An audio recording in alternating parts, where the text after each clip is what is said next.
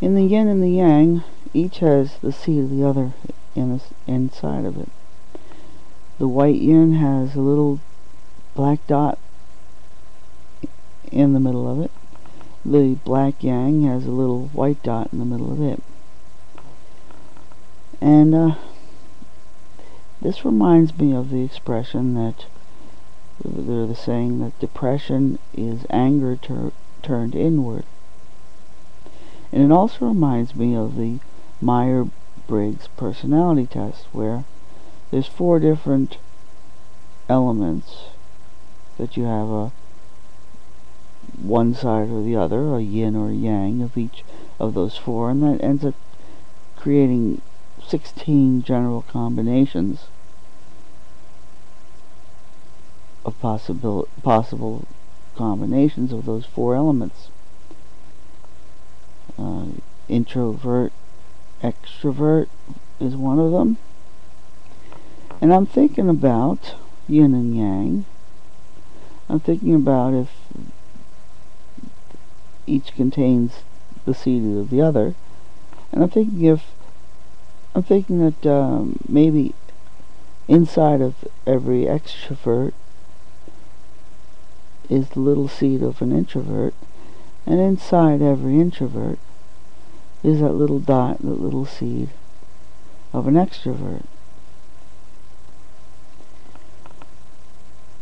The other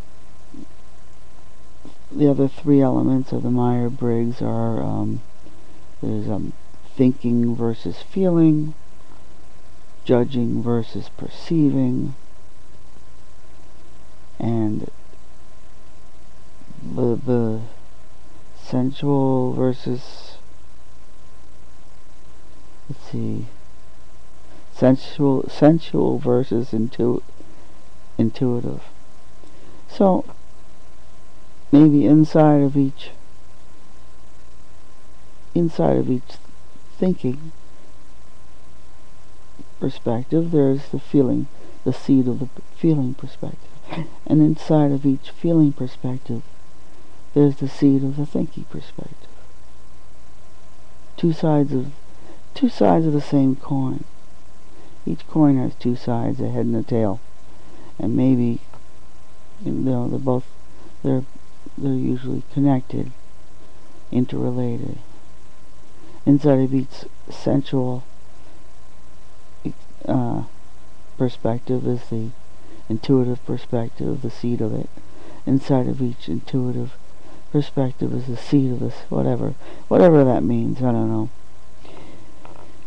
So I'm thinking it's sort of like 4, you could say that there's 4 different compass headings, the north, south, east, and west. And on each compass heading you've got the yin and the yang. You're either going toward it or away from it. I don't know if the analogy starts to fall apart at that point, because if you've got 4 compass settings and one of them's north, then you're going anytime you. Well, yeah, I guess it might work that way. You say, well, here you're north, but you're going away from it. That means you're heading south. I don't know. I don't know. But if they say anger is depression turned inward, in other words, it's sort of like anger is an extrovert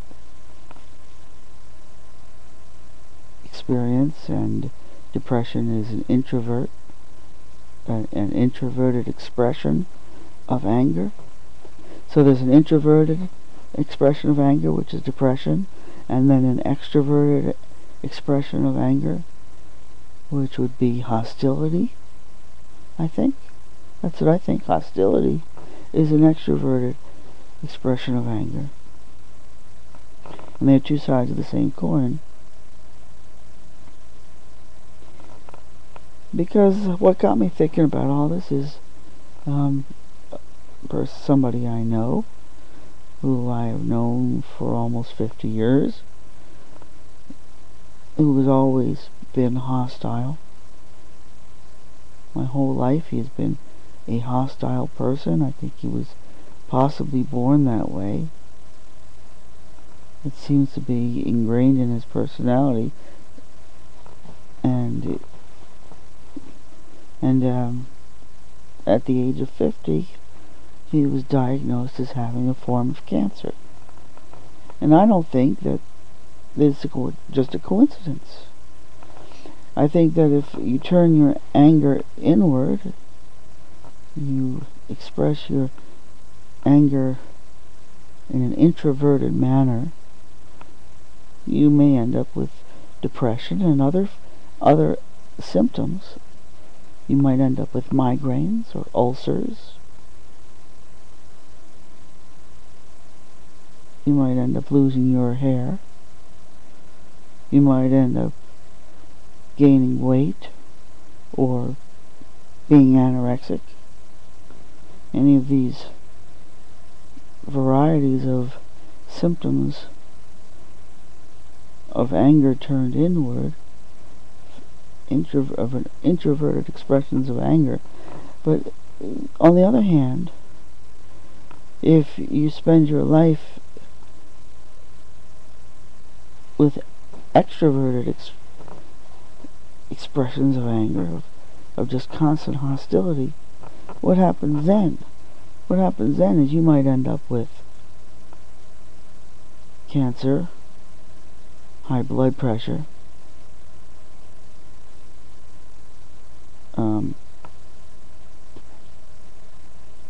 high pressure, strokes, heart attacks, all those things.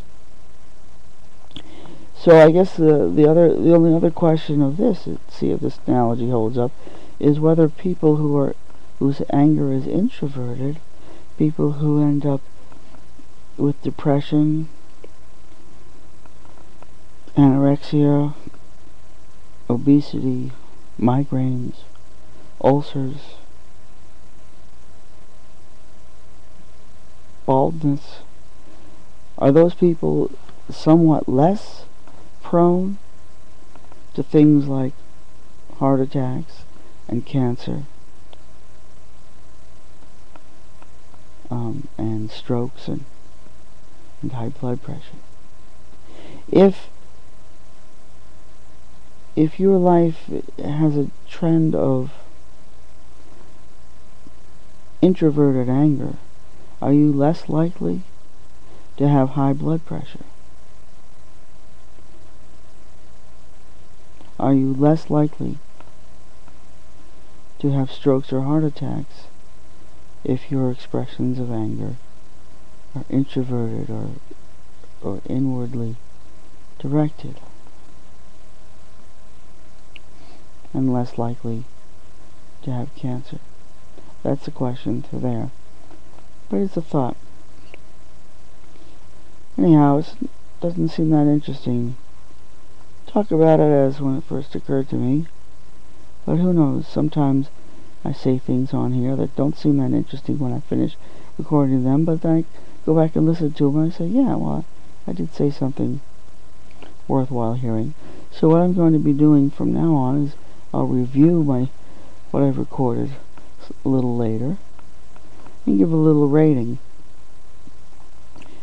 to see whether I feel that maybe I said something that's worth hearing after all. So the best rate, it's like a 5-star ratings. The best of them I'm going to give a 10 out of 10. Second best I'll give 9 out of 10. Third best, which would be, I guess, if you say excellent, good, fair, fair would be 8 out of 10. 7 out of 10 is where I start to question whether I should post it publicly at all. And a 6 out of 10, I don't know, I must have said something that still had some validity, but I guess that's my rating system that you'll have to sort of go by. If you see a 6 out of 10 posted from me, you might skip it. You might skip an 8 out of 10, but if I post a 10 out of 10, I'm not saying it's a perfect video. I'm saying this rating system is just relative to my own videos and not relative to all videos created by anyone anywhere. But within my own videos, this is my rating system. If you see out of 10 out of 10, it usually means I think I probably got something on there that was worth hearing. Okay, good night.